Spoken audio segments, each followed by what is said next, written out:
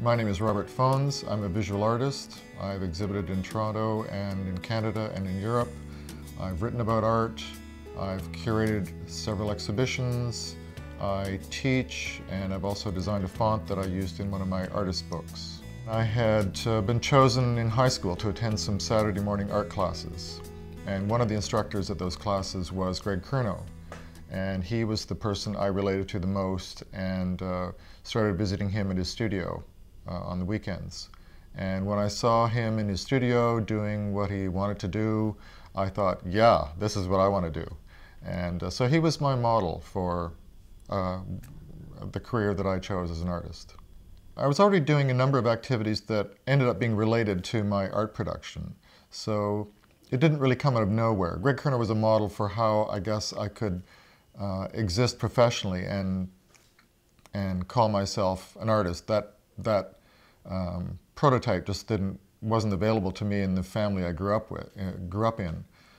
So he was inspiring in many ways, but he did provide the kind of framework for how I could survive as an artist. But in terms of renting space, I just went out and started looking and ran into other artists as I was looking who already had studio spaces. And I applied for a Canada Council grant. I mean, that's one way that Greg Curnow was very influential. He introduced me to Pierre Taberge, who was putting together the Heart of London exhibition. Pierre Taberge was the person who recommended me for my first grant of whatever it was, $250. But it was enough to move out of my parents' basement and rent a studio and start working as an artist. So the Canada Council grant was very instrumental at the beginning to help me get set up. A friend of mine thinks the London scene came about as a result of something in the water or something in the soil that just went into people's genes.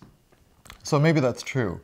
But I think to acknowledge people who are very instrumental, I think you have to recognize that Greg Curnow's return to London, Ontario, Jack Chambers' return to London, Ontario, and James Reeney's presence in London, Ontario. To me, they were the great creative triumvirate of that city, and brought about a lot of change and a lot of excitement about art and film and theater, and there were other people as well. But I think those people were the catalysts for the burgeoning art scene of that city. There was a real mix of economic backgrounds. There were people like Murray Favreau, Greg, myself, who came from working class backgrounds. And there were academics, people who'd been through university, who were also part of the art scene.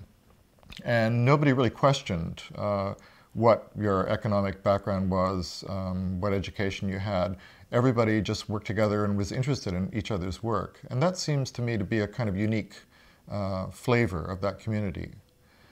The other thing that was very unique about London was the amount of visiting that artists did to each other's studios, which doesn't happen in every artistic community.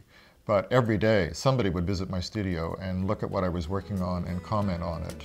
So there wasn't the sense of protectiveness of the work that you were making.